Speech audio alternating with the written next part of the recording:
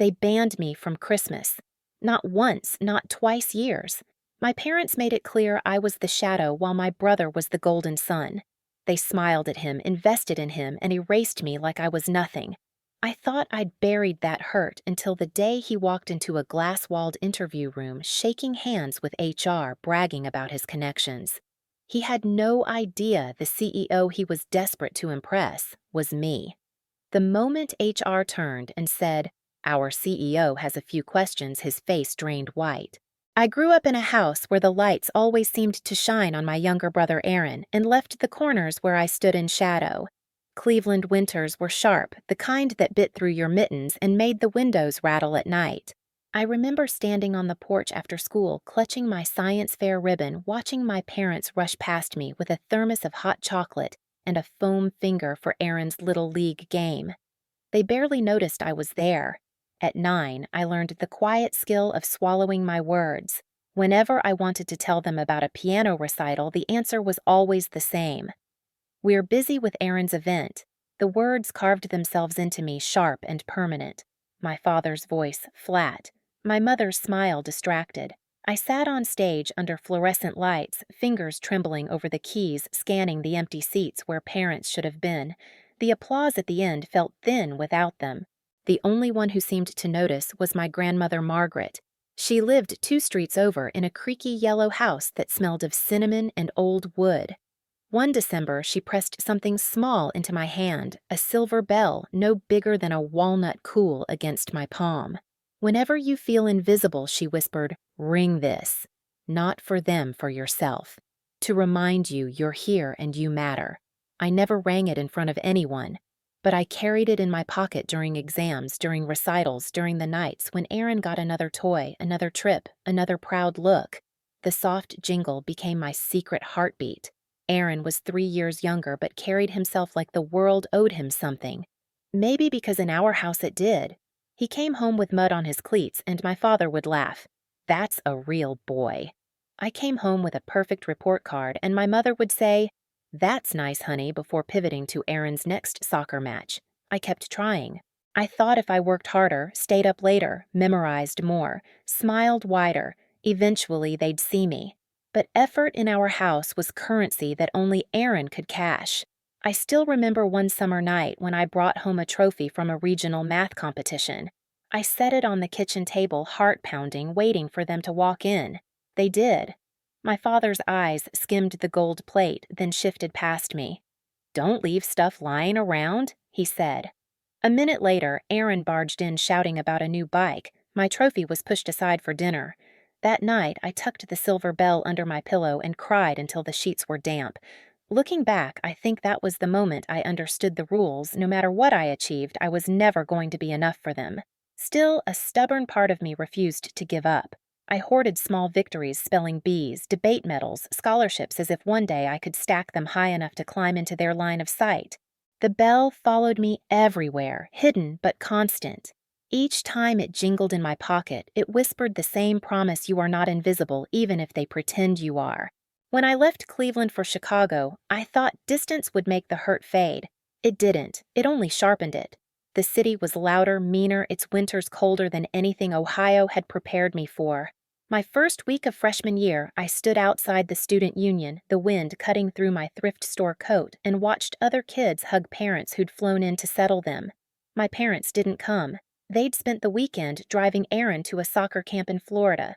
So I learned to stand on my own 2 feet. I worked 3 jobs, stocking shelves at dawn, tutoring in the afternoons, bussing tables at night while taking a full load in computer science and business. My fingers were always cracked from detergent, my shoes always wet from snow. Sometimes walking home past Lake Michigan at 2 a.m., I'd feel the silver bell in my pocket and give it the faintest shake. The sound was swallowed by the wind, but it anchored me.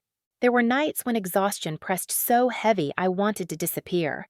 One winter break, I called home, hoping maybe they'd ask how finals went. My father answered. "We're decorating the tree, Selena," he said briskly. In the background, I heard laughter, Aaron singing off-key to carols. "We'll talk later." The line went dead. I sat alone in my dorm lights, flickering ramen cup cooling beside me. I wanted to scream, but instead I opened my laptop and kept coding.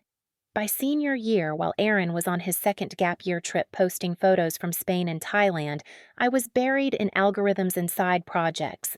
My idea was still rough, an AI powered customer relationship tool that could anticipate client needs before they even voiced them. Professors called it ambitious, friends called it insane, investors called it premature. But when I closed my eyes, I saw it alive lines of code knitting themselves into something powerful. After graduation, I landed an entry-level job at a tiny Chicago tech firm. The office was cramped, the pay a joke, but I treated it like grad school. I soaked up everything, stayed late, asked questions nobody else bothered with. During lunch breaks, while coworkers scrolled their phones, I scribbled ideas on napkins. At night, I'd head back to my studio apartment, a shoebox with peeling paint and a radiator that hissed like an angry cat, and keep building.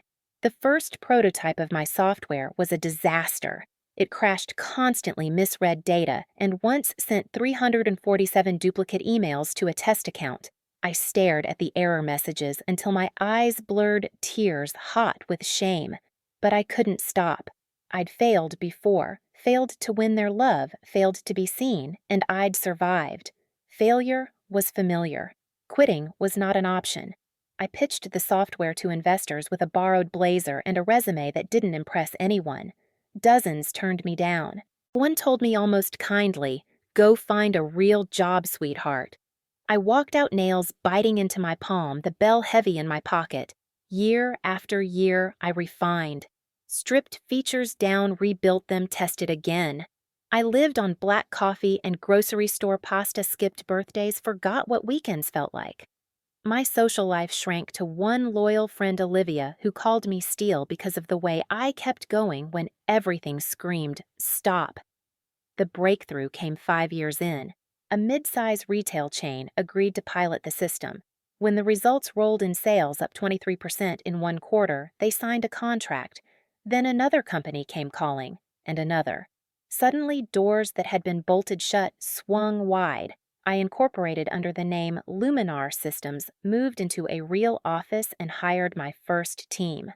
We were scrappy, underpaid, fueled by late-night pizza and too much caffeine.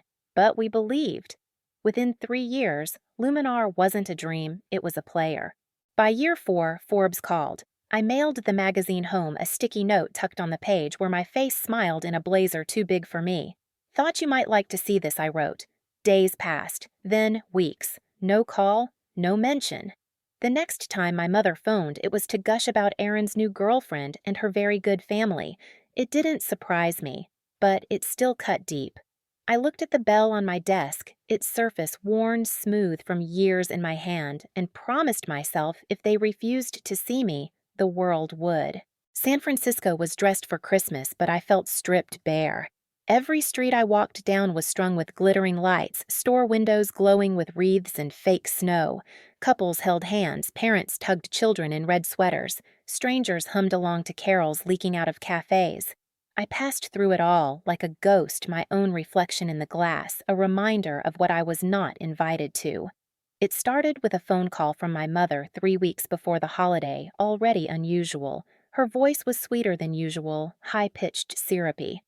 "We're having everyone over for Christmas Eve, Selena. It would be lovely if you could join us." For a moment, my chest warmed. Maybe finally, after years of being an afterthought, they wanted me there. But then, she continued almost giddy. "Aaron is bringing his girlfriend, Marissa Goldwell. She works for Hardwell and Partners, you've heard of them, right? Harvard MBA. Her father's a partner. Her family summers in the Hamptons. Isn't that exciting? Can you imagine our family rising into that world?" The warmth in me collapsed like a building gutted by fire. "That sounds nice," I said, carefully, trying to mask the sting. I tried to mention my own news that Luminar Systems had just been featured in Forbes, that we were preparing for a European expansion. My mother's pause was long enough to sting her dismissal casual. "That's nice, dear. Anyway, Marissa's so fashion-forward, so sophisticated. Wear something pleasant, won't you?" None of those business suits. When the line went dead, I stared at the phone numb. I should have expected it. They didn't want me. They wanted a prop, someone to make Aaron's new girlfriend shine brighter. A week later, my father called. He rarely called me directly, so I answered on the first ring. Selena, he said no, greeting voice clipped. About Christmas. Your mother and I think it might be best if you don't come this year. The words fell like a punch I hadn't braced for. What? Why Aaron's girlfriend comes from a good family. We don't want anything complicated. We need to show her we're respectable. You understand? I gripped the phone so tightly my knuckles burned. Complicated. I run a company, Dad. I'm the CEO of Luminar Systems. What exactly is so complicated about all that independent woman stuff? Always one-upping your brother, your obsession with career. It isn't what families like hers respect. His tone rose sharper now. Think about Aaron for once. He has a future here. Don't ruin it. My throat ached with unshed tears, but my voice came out steady. I understand. Enjoy your Christmas. And that was that. They chose Aaron's prospects over my presence. Again. On Christmas Eve, I sat in my San Francisco apartment, the city skyline glittering beyond the floor-to-ceiling windows. I had decorated a small tree, barely 3 feet tall, a string of white lights twined around its branches. The silver bell hung near the top, catching the glow, the only ornament that meant something to me. The apartment was quiet too quiet, the kind of silence that gnawed at you. My assistant Callista had texted me an invitation to her mother's eggnog party. Olivia had begged me to join her family's dinner, promising laughter food and children clamoring for Aunt Selena. I'd said no to both. I didn't want to intrude. I told myself I was fine alone. But as the clock slid toward 7, the silence grew unbearable. I caved. Olivia's text blinked on my screen. The ham is in the oven, wine's waiting. Don't make me send the twins to drag you. I stared at the bell on the tree, heard Grandma's voice in my memory. Whenever you feel invisible, ring this. For yourself. So I did. Just once. The sound was tiny, swallowed by the room. But it was enough. I grabbed my coat. An hour later, I stood on Olivia's driveway in the suburbs, clutching a chocolate cake from the last open bakery. The front door burst open. Her twins tumbled out in Christmas pajamas, shrieking Aunt Selena. They hugged my legs, one nearly knocking the cake box to the ground. Inside, warmth enveloped me. The house smelled of cinnamon and roast ham. Every surface glittered with decoration stockings on the mantel, candles glowing in the windows. Olivia appeared from the kitchen apron, dusted with flour. You came? She cried, hugging me so hard I nearly dropped the cake again. Her husband Dorian grinned, their toddler perched on his hip. About time. She's been checking her phone every 5 minutes. We ate, we laughed, we opened gifts. The kids begged me to play board games, and no one once asked about my job or compared me to Aaron. For one night, I wasn't the forgotten daughter or the overachieving sister. I was just Selena, loved, wanted, welcome. Later, helping Olivia wash dishes, I whispered, "Thank you. I needed this more than I realized." She squeezed my hand. Your family cell. Always. Driving home, I thought maybe that was enough. Family didn't have to mean blood. But when I walked into my apartment, my phone buzzed. A text from Aaron. A photo of my parents, Aaron and Marissa, in front of the Christmas tree of my childhood home, smiling like they were the perfect family. The caption read, "Wish you could have been here. Maybe next year?" I stared at the photo until my eyes burned. The house had 5 bedrooms. Space had never been the problem. That night, as I slid the silver bell off the tree and back into my pocket, something inside me hardened. If they wouldn't see me, I would stop asking. The week between Christmas and New Year's was supposed to be quiet. My team was on vacation, the office dark, except for the security lights, but I couldn't stay away. While families gathered in living rooms filled with wrapping paper and laughter, I sat in Luminar's corner office with the blinds half closed, the glow of the monitor painting my face blue. The silence was almost luxurious. No buzzing phones, no meetings to sprint to. Just me, the hum of the heating system, and the bell on my desk catching the dim light. I worked 14-hour days without interruption, sharpening our 5-year expansion plan, sketching marketing strategies, even cold emailing potential European partners. By the time January rolled in with gray skies and drizzle, I had transformed that silence into momentum. Contracts with 2 Fortune 500 companies landed on my desk. Our new AI module was finally gaining traction. We were hiring dozens across every department. Luminar Systems wasn't a scrappy startup anymore. We were a player. It should have felt like victory. Instead, it felt like armor. If family was going to be a wound I couldn't close, then I would build something so solid, so undeniable that I wouldn't need their approval. One gray afternoon in March, Ms. Parker, our HR director, knocked on my door. She carried a folder, her expression caught between professional composure and something more delicate, almost concerned. "Selena," she said, stepping inside. The rain was tapping against the windows, steady like fingers drumming impatience. "We've narrowed the candidates for the senior project manager role. About 20 left. But," she placed the folder in front of me, "I think you should see this one personally." I flipped it open and froze. The name on the resume stared back at me in bold font, Aaron Dawson. For a moment, the office around me blurred, my pulse hammered in my ears. The resume was padded with inflated job titles, vague responsibilities, half-baked accomplishments. His current role, executive marketing strategist at a local firm, was at best a mid-level position. I kept reading bile rising in my throat. Python, Java, agile project management, none of which he could actually do, I knew, because I'd lived with him. He'd struggled to install antivirus software on his laptop when we were teens. "Was he aware you're the CEO?" Ms. Parker asked gently. "No." My voice sounded flat, distant. "Not a clue." She gave a humorless laugh. "That tracks." During the phone screening, he was condescending, asked to speak to someone who actually makes decisions. Poor Saran nearly quit. I pressed my palm against the cool desk surface, grounding myself. The old ache stirred, years of being invisible erased, and now my brother was here unknowingly asking me to hand him the keys to what I had built with my blood and sleepless nights. On paper, he wasn't qualified. Ms. Parker confirmed as much. "But he did mention some connections," she added, rolling her eyes. The team pushed him forward. "Against my recommendation. Connections, always connections. His lifeline, his parachute, the invisible scaffolding my parents built around him." "When is the interview?" I asked. "Tomorrow. 2:00. I closed the folder and leaned back. Options raced through my head. I could reject him outright fair, given his lack of skills. I could recuse myself entirely, leave it to the panel. Or I could finally let him see. For once, he'd face me not as the sister in the shadows, but as the CEO in the spotlight. My hand brushed the silver bell. It was cold grounding.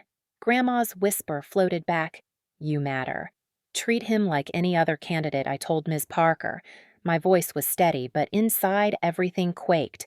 "If he's not qualified, he doesn't advance.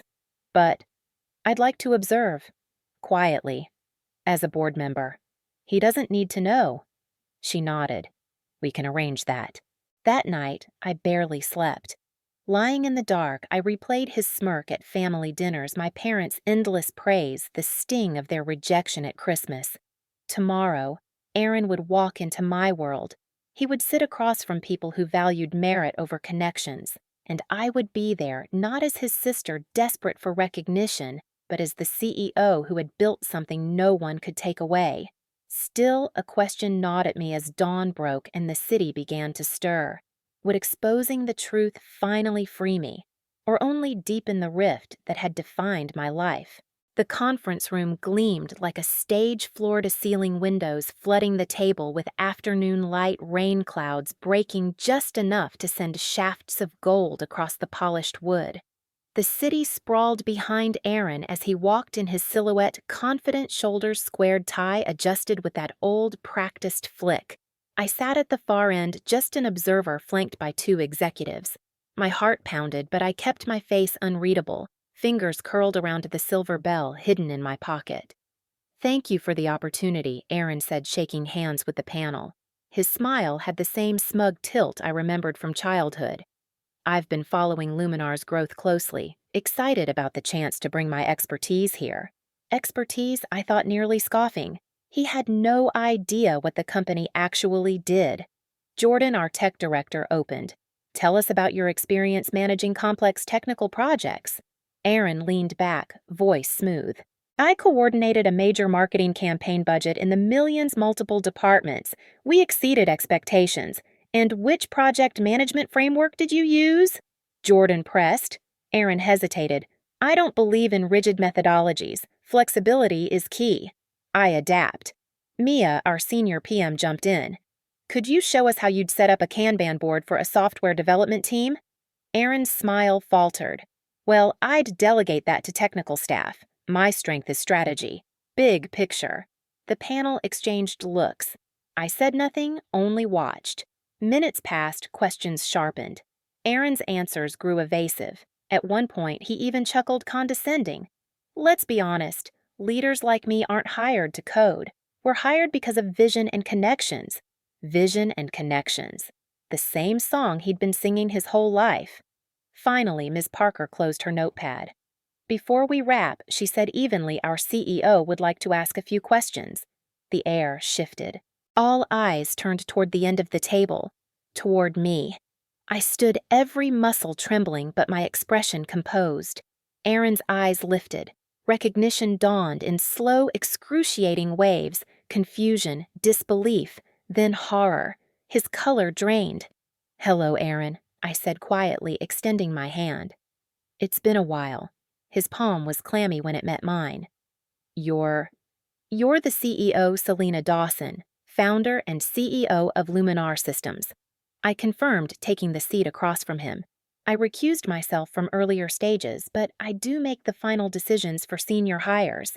The panel stayed silent, riveted. I opened his folder. I see you listed Executive Marketing Strategist as your current title.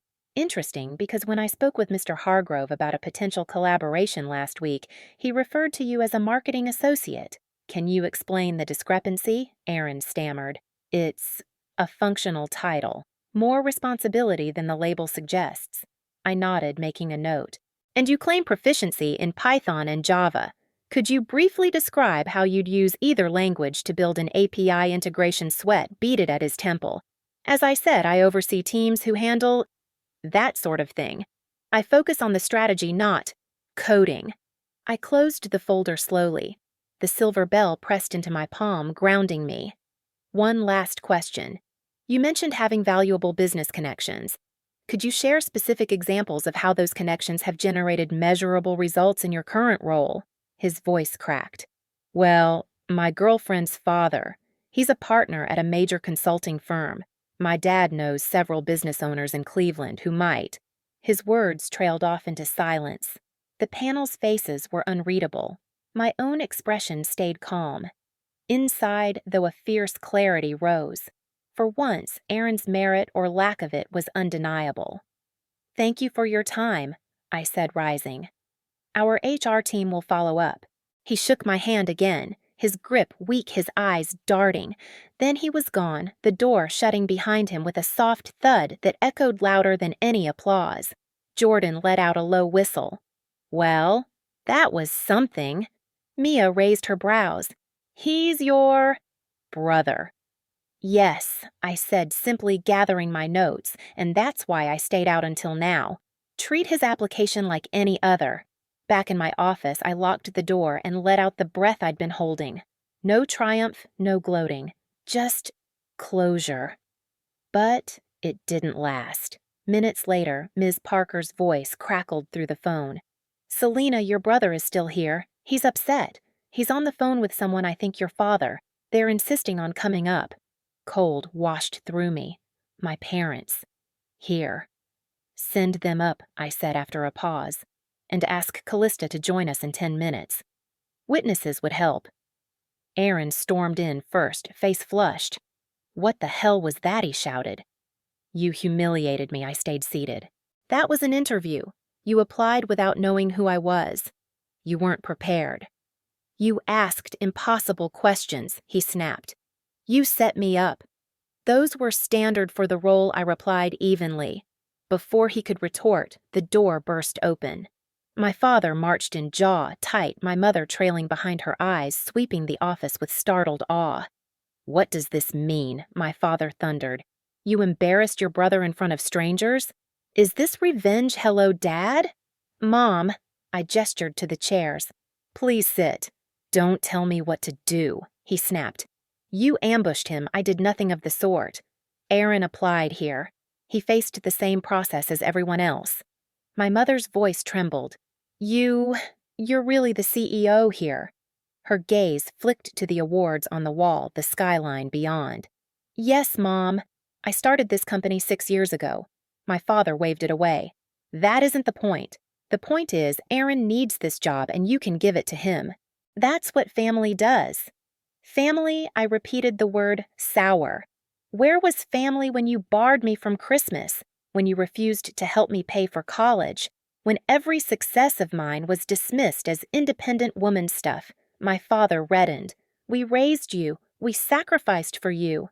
No, I said, voice steady, sharp. You raised Aaron. You invested in him. You erased me. And now you want me to erase my standards, my company's integrity for him? No. Silence thickened. The rain outside hammered harder against the glass as if punctuating my words. Finally, I added softer. But I'm not shutting him out. If Aaron wants to start at entry level in marketing, he's welcome. He can learn work, prove himself. But he will not leapfrog into a senior role he cannot handle. Aaron's face twisted. Entry level. After everything. No thanks. Then that's your choice, I said. My father stood disgust etched across his face. Come on, we're leaving. She's lost. They turned toward the door, but my mother hesitated. Her eyes swept the office one last time, landing on me. Your office is lovely, she murmured. You've done well. Not an apology, but something. And then they were gone, the echo of the door closing sealing the confrontation like a verdict. I exhaled my hand, finding the silver bell in my pocket. Its cool weight reminded me I had stood my ground. For once, I hadn't let them shrink me. 2 weeks passed in silence. No calls, no texts, no emails from my family. I poured myself into work as if nothing had happened, though at night, lying in the half-dark of my apartment, the echoes of my father's voice replayed. You embarrassed your brother. You always have to outdo him. It stung less now, but it still stung. Then, on a gray Sunday afternoon, my building's security desk buzzed. Ms. Dawson, your parents are here. Should I send them up? I froze teacup halfway to my lips. My parents had never stepped foot in my San Francisco apartment. Not once. Part of me wanted to refuse. Another part, tired, curious, wary, said, send them up. When the elevator doors opened, they looked older than I remembered. My father's shoulders sagged under a weight he didn't try to hide. My mother's smile was tentative, her eyes flicking around the apartment as if searching for something familiar. Thank you for seeing us, she said softly, her voice stripped of its usual lilt. We sat in the living room. The city outside glowed pale clouds pressing low. My father spoke first. Aaron lost his job. Day after the interview, his boss found out he'd been looking. Fired him on the spot. I nodded, not surprised. And Marissa. They broke up, my mother admitted. She said she needed to focus on her career. The silence that followed was heavy. For the first time, I felt a flicker of pity for Aaron. Losing both his job and relationship in 1 week, anyone would be reeling. We've been thinking, my father said, finally clearing his throat as though forcing the words out. About Christmas? About the way we treated you. My mother's hands twisted in her lap. We were wrong, Selena. We didn't want to see your work for what it was. We wanted Aaron to shine so badly that we ignored you. Excluding you from Christmas. It was cruel. Hearing my father admit wrongness was like watching a mountain crack. For years, his certainty had been immovable. Now fissures showed. Why now? I asked quietly. Because Aaron needs a job or because you finally see me? Both looked stricken. My father swallowed, partly because of him, but also because we saw your office, your people, your company. We realized we don't even know you anymore. We should have been proud. We weren't. That's on us. I let the words sink in. They didn't erase the years of silence, of favoritism, of rejection. But they mattered. A little. The offer I made still stands, I said. If Aaron wants to start at entry level, he can. No shortcuts. He'll earn every step. That's fair, my father admitted. I'll tell him. We sat in a fragile quiet, a truce balanced on thin glass. Then my mother asked hesitantly, "How did you do it? Build everything without us?" It was the first time she had ever asked me that question with genuine curiosity, so I told her. About coding until dawn in a shoebox apartment, about eating ramen 5 nights a week, about rejections that nearly broke me about the moment one small contract changed everything. As I spoke, I saw something shift in their eyes. Not just acknowledgement, respect. When they left an hour later, the apartment felt different. Not healed, but opened, like a window cracked after years of stale air. The following week, Aaron called Ms. Parker in HR. His voice was subdued, she told me later, almost embarrassed. He applied for the entry-level marketing role. The panel interviewed him without my involvement and offered him the job. To my surprise, he accepted despite the pay cut. On his first day, he came to my office standing stiffly in the doorway. "I want to do this right," he said. "Learn the business, earn it, and I'm sorry about Christmas, about a lot." I looked at him for a long moment. The same brother who once smirked when I cried over being excluded, now standing small, stripped of bravado. "Show me with actions," I told him. "That's how trust is rebuilt."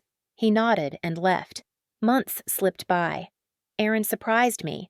He arrived early, stayed late, asked questions instead of assuming answers.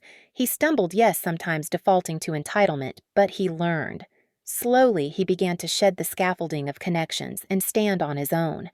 My mother started calling too. Small at first, asking how work was going, what projects we were working on. My father sent clippings from trade magazines circling articles about AI with awkward notes. "Thought of you." It was halting, imperfect, but it was something. By July, an invitation arrived their anniversary dinner, no conditions, no exclusions. Just family. I hesitated before replying. Old wounds don't vanish with a single apology. But I accepted. The dinner was held in New Jersey at a quiet restaurant with warm light and white tablecloths. Aaron sat across from me, subdued but steady. My parents sat side by side, less polished than I remembered, more human. When the waiter poured champagne, I reached for the glass. Around my neck, on a delicate chain, hung the silver bell, the same one Grandma had given me decades ago. It caught the candlelight as I lifted my glass. I thought of all the nights I'd rung it silently in my pocket just to remind myself I existed. Tonight, its sound wasn't needed. Its presence was enough. "We've come a long way," I said, my voice steady, soft but edged with truth. Aaron raised his glass. "To doing it right this time." My parents followed. Not perfect, not redeemed, but trying. As the bell gleamed against my skin, I realized standing my ground hadn't destroyed my family. It had forced a reckoning, and from the cracks of the old, something new, fragile but real, had begun to grow. If this story struck a chord with you, don't forget to subscribe for more family betrayal and redemption stories. Leave a comment below. I'd love to hear if you've ever stood your ground the way Selena did.